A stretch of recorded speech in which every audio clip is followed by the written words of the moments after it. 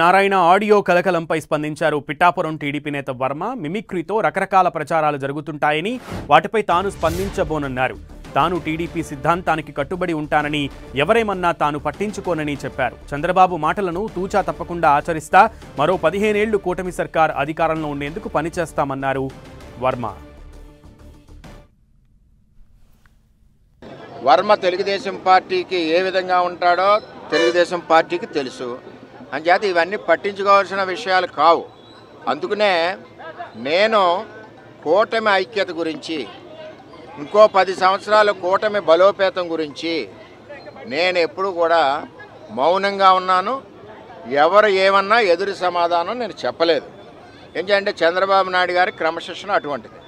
మేము పార్టీ లైన్లో ఉన్నాం, పార్టీ లైన్లోనే ఉంటామని తెలియజేస్తున్నాను. నేను 24/7 సర్వీస్ పనిచేసే కష్టపడే వ్యక్తిని.